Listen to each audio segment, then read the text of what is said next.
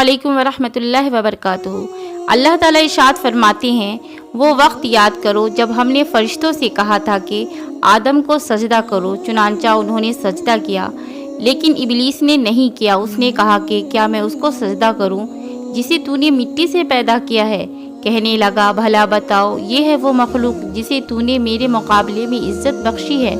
اگر تو نے مجھے قیامت کے دن تک مہلت دی تو میں اس کی اولاد میں سے تھوڑے سے لوگوں کو چھوڑ کر باقی سب کے جبڑوں میں لگام ڈالوں گا۔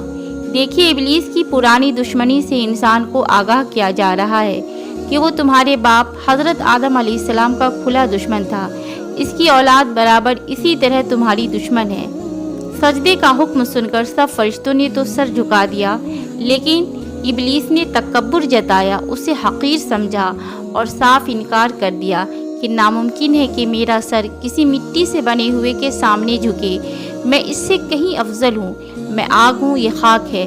پھر ڈٹائی دیکھیے کہ اللہ عز و جل کے دربار میں گستاخانہ لہجے میں کہتا ہے کہ اچھا، اسے اگر تو نے مجھ پر فضیلت دی تو کیا ہوا، میں بھی اس کی اولاد کو برباد کر کے ہی چھوڑوں گا، سب کو اپنا تابعدار بنا لوں گا اور بہکا دوں گا۔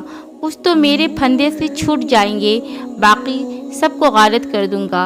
ابلیس نے اللہ تعالیٰ سے مہلت چاہی، اللہ تعالیٰ نے منظور فرما لی اور فرمایا، تیری اور تیرے تابعداروں کا بدلہ جہنم ہے، جو پوری سزا ہے۔ اپنی آواز سے جسے تو بہکا سکے بہکا لے، یعنی گانوں اور تماشوں سے انہیں بہکاتا پھر۔ دیکھیے، جو بھی اللہ تعالیٰ کی نافرمانی کی طرف بلانے والی صدا ہو وہ شیطانی آواز ہے۔ دیکھیے، ہمیں خود کا محاسبہ کرنا چاہیے کہ اگر ہم کچھ ایسا عمل کر رہے ہیں جو ہمیں اللہ رب العزت سے دور اور شیطان سے قریب کر رہا ہے تو آج ہی سے وہ سارے کام چھوڑ دیں جس سے ہم اپنے کھلے ہوئے دشمن کو خوش کر رہے ہیں۔